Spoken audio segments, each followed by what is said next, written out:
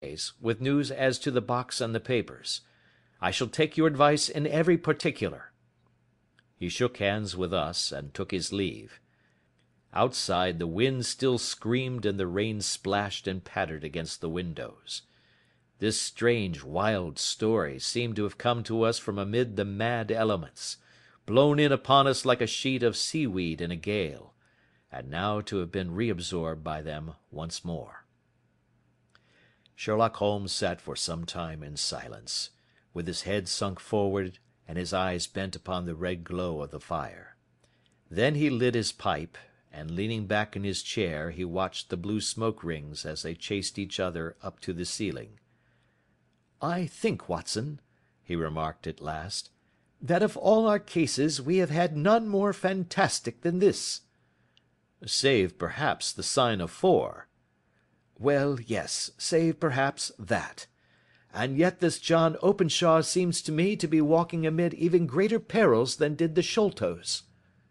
"But have you," I asked, "formed any definite conception as to what these perils are?" "There can be no question as to their nature," he answered. "Then what are they? Who is this K., and why does he pursue this unhappy family?" Sherlock Holmes closed his eyes and placed his elbows upon the arms of his chair, with his fingertips together. "The ideal reasoner," he remarked, "would, when he had once been shown a single fact in all its bearings, deduce from it not only all the chain of events which led up to it, but also all the results which would follow from it. As Cuvier could correctly describe a whole animal by the contemplation of a single bone, so the observer who has thoroughly understood one link in a series of incidents should be able to accurately state all the other ones, both before and after. We have not yet grasped the results which the reason alone can attain to. Problems may be solved in the study which have baffled all those who have sought a solution by the aid of their senses. To carry the art, however, to its highest pitch, it is necessary that the reasoner should be able to utilize all the facts which have come to his knowledge. And this in itself implies, as you will readily see, a possession of all knowledge, which, even in these days of free education and encyclopedias, is a somewhat rare accomplishment. It is not so impossible, however, that a man should possess all knowledge which is likely to be useful to him in his work, and this I have endeavoured in my case to do.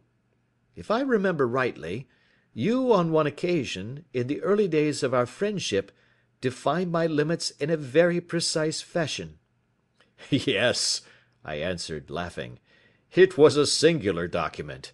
Philosophy, astronomy, and politics were marked at 0, I remember.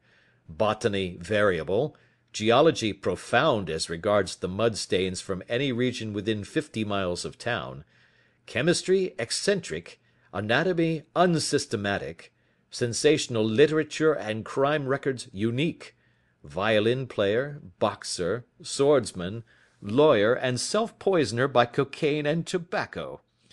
Those, I think, were the main points of my analysis." Holmes grinned at the last item. "Well," he said, "I say now, as I said then, that a man should keep his little brain attic stocked with all the furniture that he is likely to use, and the rest he can put away in the lumber room of his library, where he can get it if he wants it. Now, for such a case as the one which has been submitted to us tonight, we need certainly to muster all our resources. Kindly hand me down the letter K of the American Encyclopedia which stands upon the shelf beside you. Thank you. Now let us consider the situation, and see what may be deduced from it. In the first place, we may start with a strong presumption that Colonel Openshaw had some very strong reason for leaving America. Men at his time of life do not change all their habits and exchange willingly the charming climate of Florida for the lonely life of an English provincial town. His extreme love of solitude in England suggests the idea that he was in fear of someone or something, so we may assume as a working hypothesis that it was fear of someone or something which drove him from America. As to what it was he feared, we can only deduce that by considering the formidable letters which were received by himself and his successors. Did you remark the postmarks of these letters? The first was from Pondicherry, the second from Dundee, and the third from London. From East London. What do you deduce from that? They are all seaports, that the writer was on board of a ship.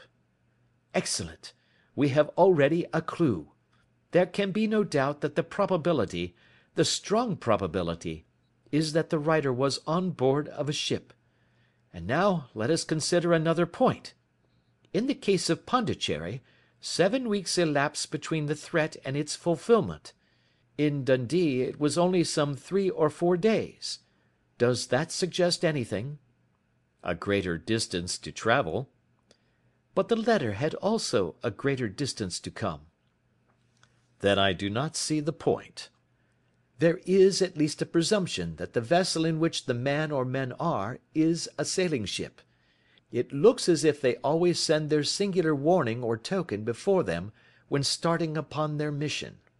You see how quickly the deed followed the sign when it came from Dundee. If they had come from Pondicherry in a steamer, they would have arrived almost as soon as their letter. But, as a matter of fact, 7 weeks elapsed. I think that those 7 weeks represented the difference between the mail boat which brought the letter and the sailing vessel which brought the writer. It is possible. More than that, it is probable. And now you see the deadly urgency of this new case, and why I urged young Openshaw to caution. The blow has always fallen at the end of the time which it would take the senders to travel the distance. But this one comes from London, and therefore we cannot count upon delay. Good God! I cried. What can it mean, this relentless persecution? The papers which Openshaw carried are obviously of vital importance to the person or persons in the sailing ship. I think that it is quite clear that there must be more than one of them. A single man could not have carried out 2 deaths in such a way as to deceive a coroner's jury. There must have been several in it, and they must have been men of resource and determination. Their papers they mean to have, be the holder of them who it may. In this way you see KKK ceases to be the initials of an individual and becomes the badge of a society. But of what society? Have you never, said Sherlock Holmes, bending forward and sinking his voice, have you never heard of the Ku Klux Klan? I never have. Holmes turned over the leaves of the book upon his knee. Here it is, said he presently. Ku Klux Klan, a name derived from the fanciful resemblance to the sound produced by cocking a rifle. This terrible secret society was formed by some ex-Confederate soldiers in the Southern States after the Civil War, and it rapidly formed local branches in different parts of the country, notably in Tennessee, Louisiana, the Carolinas, Georgia, and Florida. Its power was used for political purposes, principally for the terrorizing of the negro voters and the murdering and driving from the country of those who were opposed to its views. Its outrages were usually preceded by a warning sent to the marked man in some fantastic but generally recognized shape, a sprig of oak leaves in some parts,